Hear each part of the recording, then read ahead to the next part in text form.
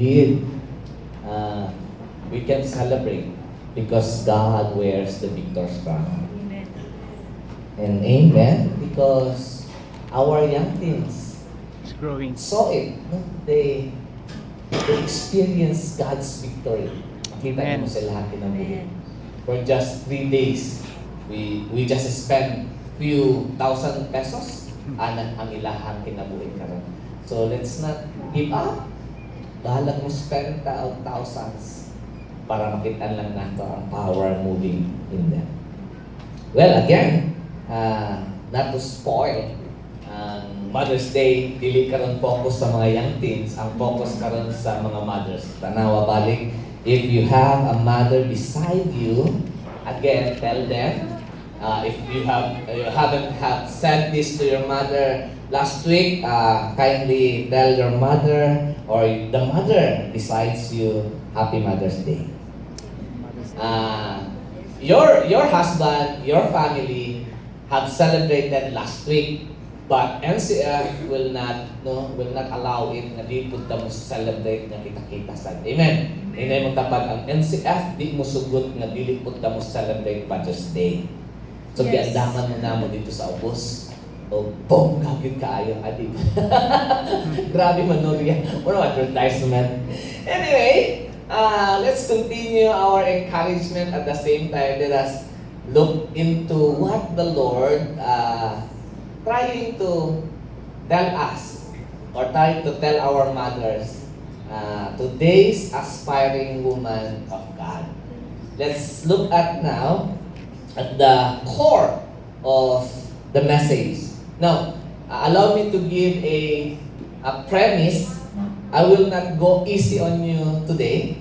So medyo bugat ang akong bugat ang message sa Ginoo karong buntaga. So beware, and I'm not degrading you as a woman. I'm not telling you you're good for nothing woman, but I'm trying to expose what the message or what the word of the Lord is for this morning. But before that, let me show you something. The Lord allow us or gave us an opportunity to visit a rare at the same time very beautiful island sa Masbate ni siya last week. So kato puti-puti na tako gamay ato, medyo nisiga na tako ato, pero pag igo sa kuha diha o pipila lang ka oras, nibalik man ko sa kangit-ngit. And that's a very beautiful place. Very isolated. Kami-kami lang. In fact, pagkagabi, wala kay madungog kundi ang mga bawd lang yun niya. Kami lang na dito. But before niabot ng gabi, there's something we have learned. There were visitors kasi na-birthday ang usa sa mga ni Anha diha. So ni join lang me. So nag-birthday siya and then we met another many people. No, while talking, we've heard something very interesting. Someone told us, Pastor, do you know what's the name of this island? I said, unsa to ang ngalan aning island? Yan siya, Ginlubngan. Meaning, na yung mga patay dito gilubong. Yan siya, Pastor, do you see that next island? I said, okay, kung sa po yung name ng next island, yan siya, yan ang next island mo ni gitawag nilang Ginawayan. Ginawayan. Ito, Ginawayan nga, Ginlubngan. Pero ba, ginganlan din siya. Ito nga nang ana man ang ngalan. Pastor, nakapalo ba ka nga that island nga Ginawayan, diha nag-away si Lapu-Lapu o si Magellan, hantod nagpatay silang duha. And our old mga elders na knows nga diya sila nangangamatay o ang ilahang lawas gidalaan ng lugara naginganlan o ginludngan mo nagilubong sila diha ng kuwe. Ang among nahibalaan sa Cebu man sila nag-away. Unya wa man namatay sila Lapu-Lapu. Si Magellan naman namatay, katiguangon naman namatay daw sila Lapu-Lapu. And they said, no, Pastor, tanang mga tao di katiguangan, they believe, that's why we name it after the event. Pero for me, to believe him, that indeed diha nalubong si Magellan o si Lapu-Lapu, what na hinumi katulog. Basig na naman nagit doon. Attack! Pero para mas mahibalan mo, they indeed exist and the event happened in that place, dapat natin inatawag na archaeological findings or archaeological evidences na nadibukog dito na Lapu-Lapu yun o Magellan. But there's no time. Wala po nagdig ang atong archaeology sa Pilipinas. So I don't know if it is true or not.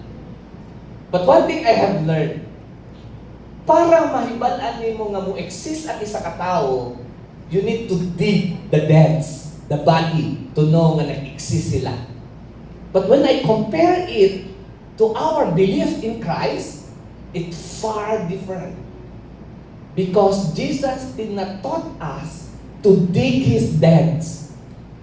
Did not taught us to create an archaeology team to find where He was buried. Wala tagisubok sa Ginoo na para mahibalan na ito nga ni-exist siya. But rather, Jesus commanded us for you to know that I indeed exist. He says, here's a command. A new command I give you, love one another as I have loved you. So that so you must love one another. By this all people in the world will know that you are my disciples. It means if you are my disciples and I am your discipler, your life, makita ang inyong kinabuhi, ang akong kinabuhi, makita sa inyong kinabuhi, it only means I exist. Tinuod ko nga na ako presensya kay makita man sa mga tao ang akong presensya sa inyo. And that is what the Lord commands us. He doesn't want us to believe physical kaayo, kinahanglan mo gutang evidence nga kita mga tao kay to see is to believe. Jesus really exists. Asa man iyang bukog be, asa man iyang lawas. But Jesus doesn't want us to find His dead body or His bones. He wants us to believe in Him as we look at the lives of the believers and we can say, here are the disciples of Christ. Now, there is a concrete example for this in 2 Timothy chapter 1 verse 5 to 6. Allow me to read to you na pwede di ay para mahibalan nato kung sa kinaiya sa isa ka tao sa unang panahon, mahibalan nato sa panahon karon. Are you with me? If you want to know nga tinuod si Magellan, you need to dig. And then you will find the truth in the future. But in Christianity, kung gusto nimo mahibalan na naay Diyos nun nga tao sa unang panahon, mahibalan nimo kung naay Diyos nun karon. Because they are the disciples of the righteous people before. So let me read to you 2 Timothy chapter 1 verse 5 to 6 is a letter from Apostle Paul to young Timothy. He says, I have been reminded, he told Timothy, I have been reminded of your sincere faith, which first lived in your grandmother Lois and in your mother Eunice, and I am persuaded now lives in you also. What Paul is trying to say, he encourages Timothy, nakabalo jud ko nga ang imo ang pagtuo sa Ginoo pure gito, genuine. Because that faith did not only comes from you, it comes from your grandmother. From your grandmother, Lois, she passed it to your mother Eunice. And from Eunice, she passes it to you. That's why I am persuaded na faithful sad ka. And you are like your mother and you are like your grandmother. You know what? I personally believe the grandmother of Lois is also a godly mother. because their traits, their belief, and their position in life has been transferred from one generation to another generation. Brothers and sisters in Christ, what a blessed verse that we are reading right now. What a blessing indeed to have a mother who has a noble character. Di ba? Grabe ka blessing kung ang imong mama o ang imong lola o ang lola pagyud nila are righteous women. So this morning, allow me to encourage all the women, all the mothers, that you play a very crucial at the same time very important role in the lives of the next generation. Mga kaigsunan, mga mama, mga babae, mga auntie, mga tita, mga lola, you are playing a big role for the next generation. Why? Here's a big generation. This is a third generation. Timothy is the third generation. And the faith was passed to his grandmother, to her mother, and then to him. Very, very important thing na mahibalaan nato nga importante yun ang pagtuo sa lola, sa mama. Unya na lang papa kay na ay preaching para sa papa sa June. But let me tell you, woman of God, you play a very big role. And you are indeed a blessing. Why are you a blessing? Let me show you 3 things that are very clear in the letter. Let me share to you 3 truths why women are mothers are a blessing to a family or even in a community. Why? One, because mothers are key spiritual leaders. Though you are not the leader of the home, you are not the head of the house, but you are the leaders when we talk about spiritual things. Nga naman? Well, let me read that again. It says there, I have been reminded of your sincere faith. Nagsugod ang imong pagtuo because you have learned it from your grandmother Lois, and your mother Eunice. There you go. Timothy is very faithful. Nagpabilin siya faithful. In fact, he's pastoring a church. Why he becomes faithful? Because her mother and her grandmother is faithful. Mothers are key spiritual leaders because a mother's faith, prayers, and example often becomes the first Bible a child will ever read. Godly influence begins always at home. Little children you have, you don't ask them to go to church. You don't force them to pray. You influence them. You are their first Bible. If you want them to know what Bible is, your everyday walk in life is their Bible. You are their first Bible. Ingon pa diri, ginabasa sa mga bata ang imong kinabuhi o ginasunod nila ang imong kinabuhi. Kung ang imong kinabuhi nagsunod sa kalibutan, dili nimo ma-force imong anak na mosunod sa godly things. Or if makita nila na nagsunod ka sa Bible, and they will see it, wow, maoning first Bible reading na mo ang among mama. If you want a child who prays, if you want a young teens who knows how to pray, mothers, show them how to pray. Show them how to pray. You don't send them to Bible at to Sunday school. Anak mo sa Sunday school ha, kaya dito mi sa taas.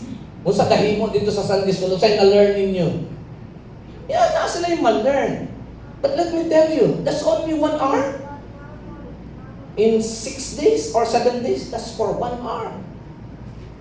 But you are there 24 hours a day. You are their first Bible. And if you say, wala na ginakatunan akong anak sa dinyo sa Sunday school, ayun, awaya ang teacher. You are the first teacher instead. Someone told me, Pastor, kaning bata ba? Nagpuyog mo na dyan sa simbahan. Sige naman, nag-andam si anak simbahan. Sige naman, nagsimba. Pero batik mo na ganyan, kinaiya pa na wala man hinuon sa tinod nga dalan sa kinabuhi. Guilty ko. Pero na feel na, wala siguro may nabuhat. Una ko kadiyot sa kausaran na mo sa simbahan. Pero kapila na naa sa balay. Have you been their Bible? Have you been their teacher? Mothers, again, I'm not go easy on you this morning because you play a very important role for the next Christian generation. Wala na ilaing Christian generation in the future kung dili mo mahimong standard karon. A psychology, Albert Bandura says, dili daw lisod tudluan ng bata. Why? Psychologically, repeated exposure creates familiarity, habits, and internal patterns. The child's brain silently records behaviors long before the child fully understands them. They don't need you to instruct them. They need to see you doing it. Mag-ampo mo ha? Pero ikaw wa, kay ampo-ampo. Pagkalainan. Ato magsimbahan. Pero ikaw wa, kay ato simbahan. So, unsay imong ginahulan? Unsay future sa mga bata? Gamay kaayo. You know what? They follow unsay ilang nakita. Na-saying sa Tagalog, sinusunod ng mga bata ano ang nakikita nila, right? Something like that. My mother shaped and trained me in a ways I never even realized. I never heard my mom saying and asking me, Bercel, you need to pray every night. I haven't heard her moingon nga, hoy, manimbag yun mo ha. I don't know, but I cannot remember nga push me niya muadtog simbahan or muattend og Sunday school. Wala. All I can remember is that magsunod-sunod ko nga hawid sa iyang palda. Palda man ko sa una. Nako ba yung masayal ka ron? Ako mama sa una, magsayal yun na. Utog diri. So ako gamay pa ko, I can still remember as fresh as it is right now. Maghawid-hawid ko sa iyang sayal, mag-uban-uban ko bisan asa siya. So for me, church is very familiar. For me, Sunday school is a friend of mine. Bible study, devotional, very familiar. Why? Because I see my mom early in the morning opening her Bible and pray. Makit-an yun na ako mama na yung mga panahon makamata ko. Kita na ko ako mama maghila, kaampo, and then nabasa sa iyang Bible. And then I saw my mom mag-raise sa iyang hands while singing. I look at my mom pag-feeding siya sa mga bata. Remember, my dad and my mom are one of the founders at church. So makit-an din na ako ang ilang lihok. That's why dili imposible mag-pastor ko karon. Because they haven't told me something na i-push ko nila. I just saw it in everyday's life. Makit-an na ako sa ilang kinabuhi. That's why, remember, tulog ka po akong kurso. Mura po kong dato. Di na ba ako kahuman-human? Kuha ko criminology. Kahuman. Computer science. Kahuman. Nakaingon ko kanina ng sekretariat. Na kurso sa una sekretariat na pwede lalaki. 2 years na gutuman nun. Di ko kahuman. Tulog ka kurso, wala ko kahuman. When I visited Bible school, pag-apot na ko sa Bible seminary, nahuman ako ang 5 years. Why? Because Bible seminary became a refuge for me. Kaya pag mata na ko buntag, makita na ko tanang mga Bible students, they prayed. Kadlawang alas 5. Kung dili man nilisod sa kuha, why? Because anda na namo ni. Antok simbahan every Sunday. Dili ni boring sa kuha. Why? Because my mom brought us to church every Sunday. Magtudlog mga bata, mag-Bible study, mag-devotional, mag-pray. It's so familiar to me. Why? Because my mom did it. And so it becomes so easy. Because it's so familiar. And that's why mom plays a big role para naapatay Christians in the future. Without you working hard, pasig wala na tayo Christians in the future. So kung itong mga aspiring diha na mga maminyuay na, please, let me ask your help. You are a mother with a big role. Your children in the future looks at you. It will be also easy. It will not be difficult for our young people to remain faithful in serving God if they see us living it out while they are still young. Mas maayo pakiton ang mga bata pa. Kaya pag-abot ang 18 na ano na kaugalingong pagbuot, di na nato na mabutan. While they are young, send them to church. Lead them to the Lord. And you know what? Simple lang kaya para sa ila. I encourage every woman, you play a big role to have another generation of Christians or faithful believers in the future. Send them to church.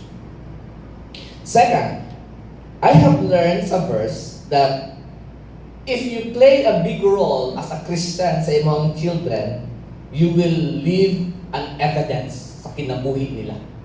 Lagi na yung effect. A sincere faith leaves evidence.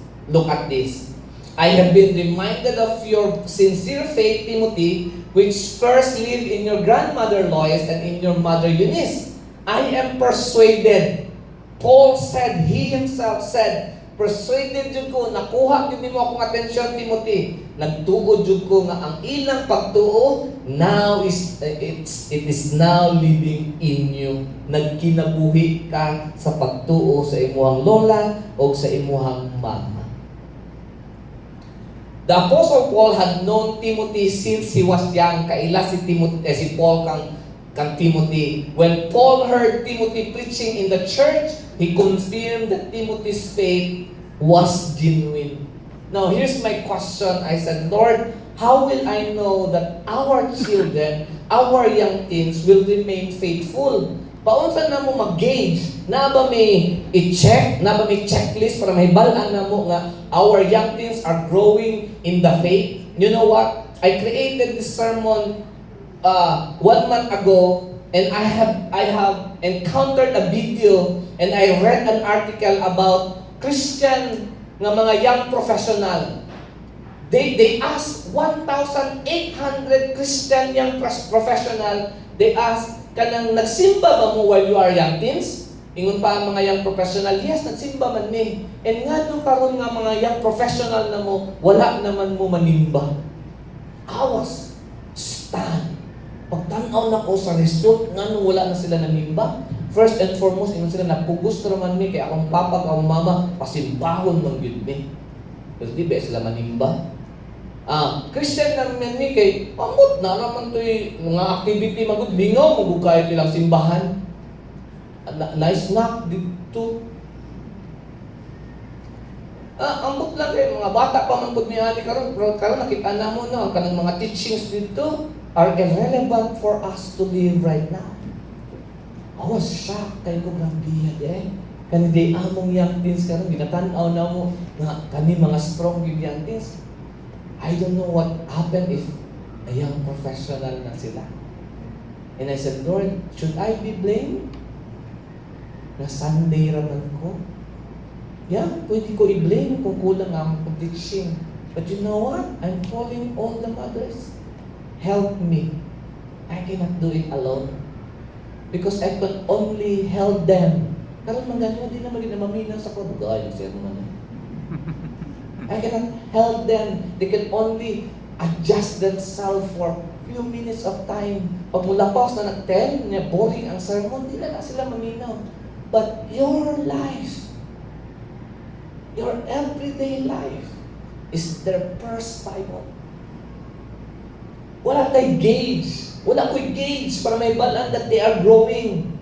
The only thing that I knew, wala ko kabalo kung nag-grow ba yun sila. The only thing I knew is that kung ang mga bata ma-involved sa activities sa church, muna makaingon ta, basig nga a chance na di sila sukwahi sa ilang dalan. And that's why we do everything. Igulang na ba ako? Ano na bata lang iguang ako.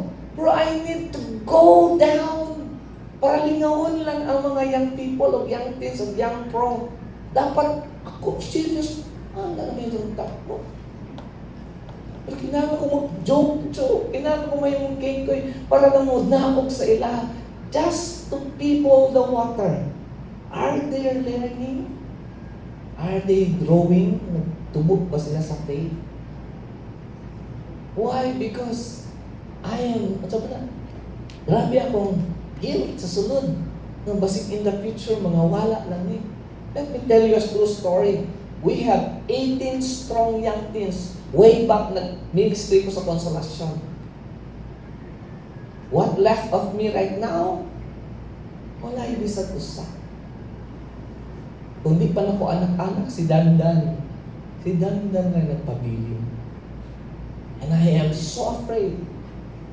Basig mahitabo na po ni Balot sa ENSA.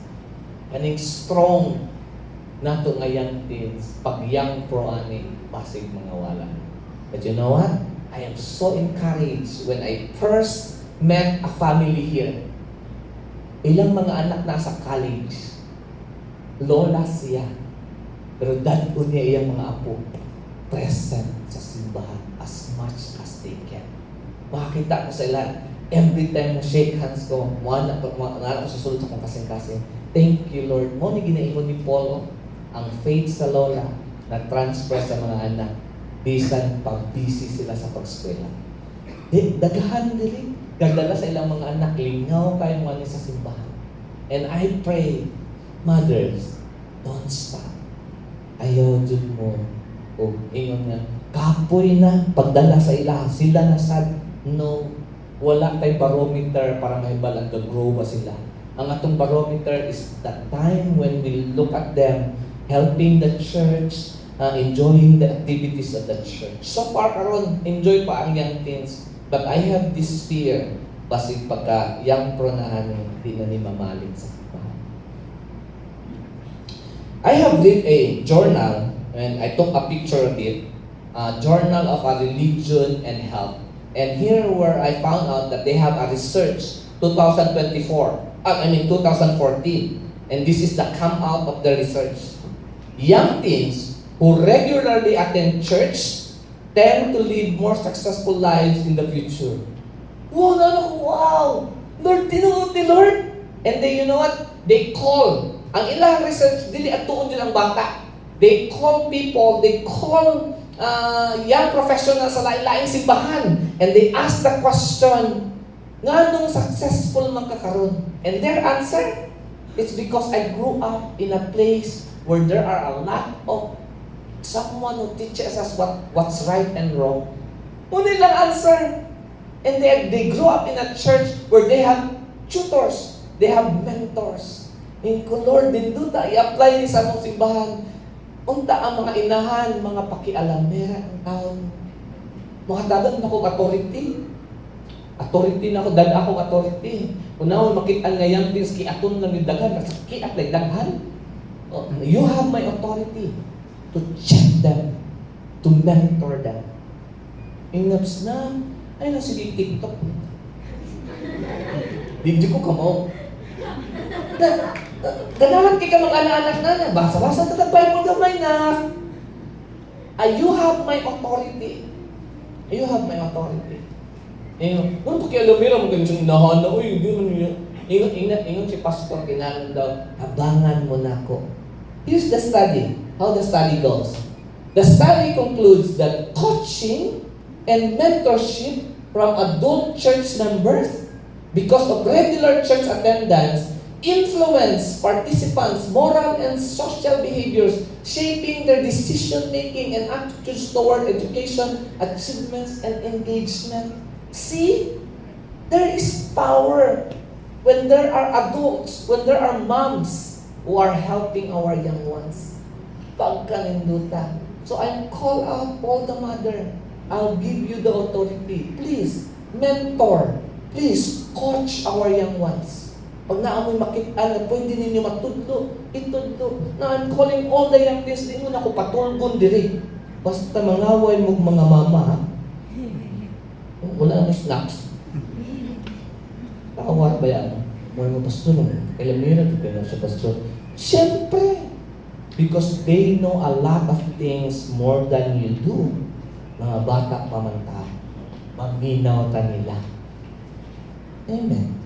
Wala'y balik din mag-amen, ha? You know what? We spend a few thousand pesos. I-send na to sila sa NICE. NICE may tawag nila, na NICE. And they spent only 4 days there. And you have heard them here? Perfect. Gamay lang ito nga gasto. But you know what? Dako kayong effect sa ilang kinabuhi. So why not sending them to more like this? Buhat na din sa NCF more of like this. And you will see there will be generation of Christians in the future. Kaya na ako yung mga speaker dito. I have a friend there. Si Marasigan was a very good speaker. Ingon sila nindot kaya siya mag-preach. So, why not? Why not? Lastly, you know, if we have a woman of valor, if we have here in the church, if ang mga mama diri mo coach, ang mga mama diri mo tabang sa atong mga young teens, especially silang mga anak, if they are their first Bible, we will have a godly heritage. A culture in NCF na di niyo makitaan sa uban. A culture that is a blessing to everyone. Imagine a heritage. Ingon pa si Paul kang Timothy, I have been reminded of your sincere faith. You cannot see, you cannot feel, you cannot engage with people right now who have sincere faith. Why? Wala kayo itong engage sa mga bata. Mga kaisunan, to have a godly heritage, we call out all the mother. Because a godly heritage is a blessing because the prayers, the faith, and example of those people before us can guide and strengthen us for a lifetime. That's a very powerful message there. Ang imong gitudlo karon, pwedeng di sa nila paminawon pero naa din na silang heart. You know what? When I came and when I visited them sa Hoops Dome, I look at them. Ang nakita niya sa video, puro kiat lang no. Puro lang mga yagaw-yagaw lang. Pero sa tinuod lang, mag-ano nila mga tayo. Mas daghan ang seminar. Ang question ng mga topic about AI, about artificial intelligence sa Kristohanong kinabuhi. So na ako'y magdungog dito na makita dyan akong baba, mag-ano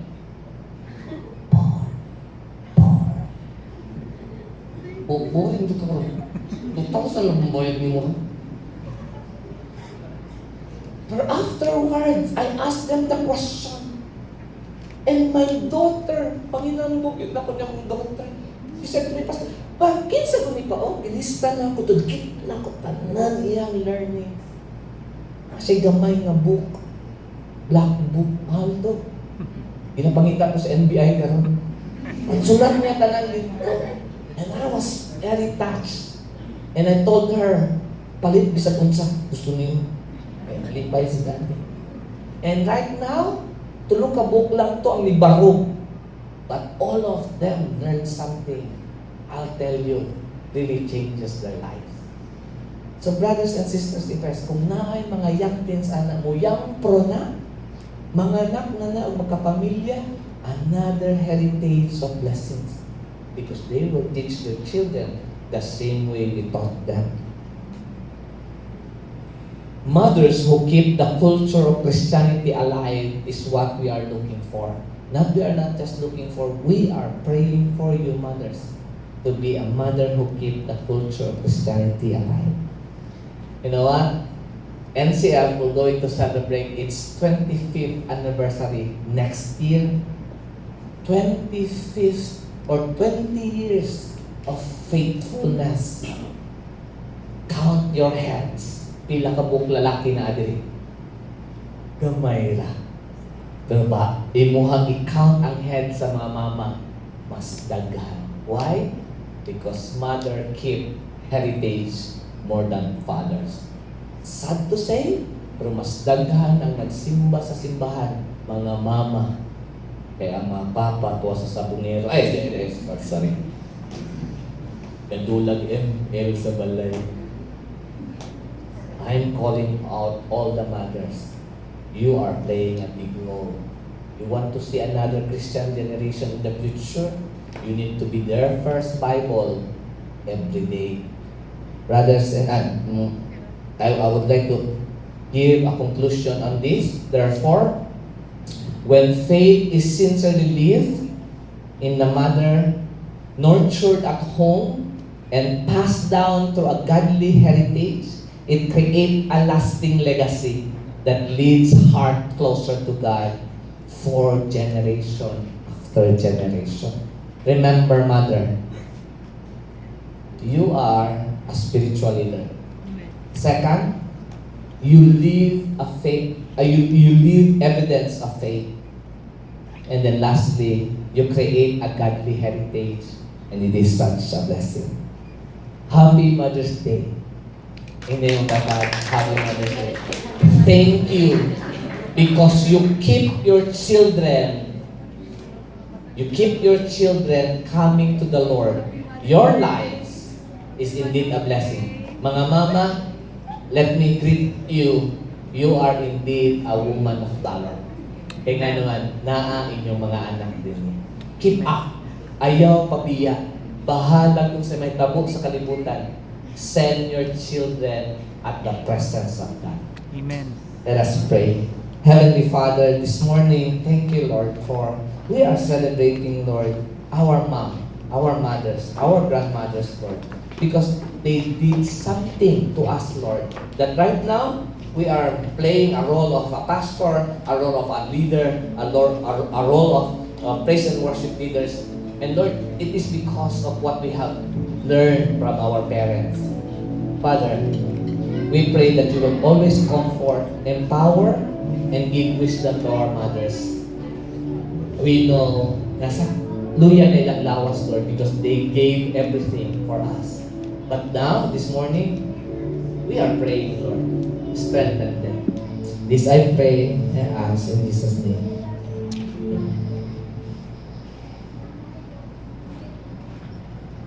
As a reflection to the message, let us rise and let's sing the song Jesus at the Center.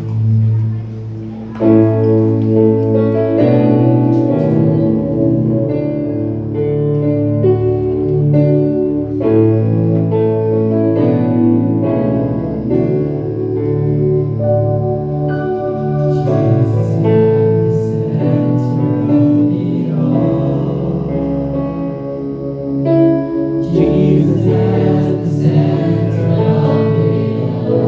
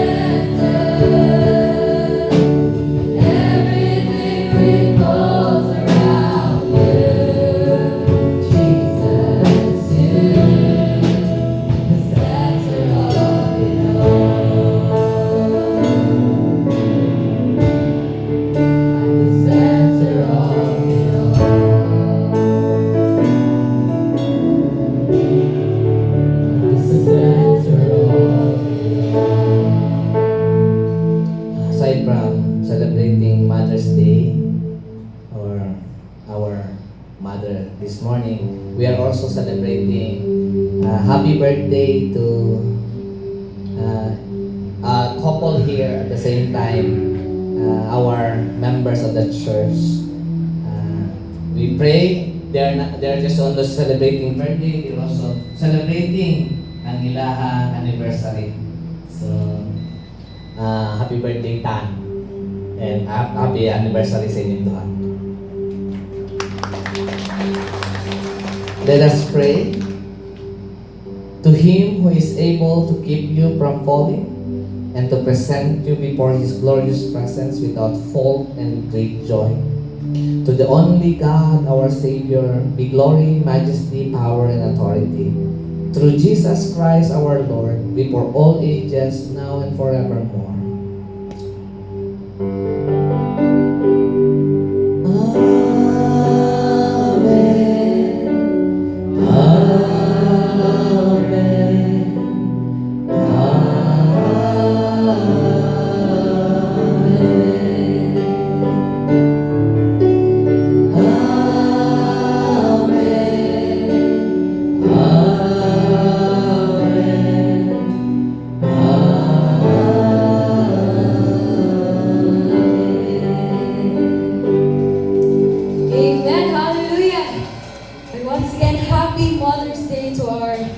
Noble mothers here in NCF.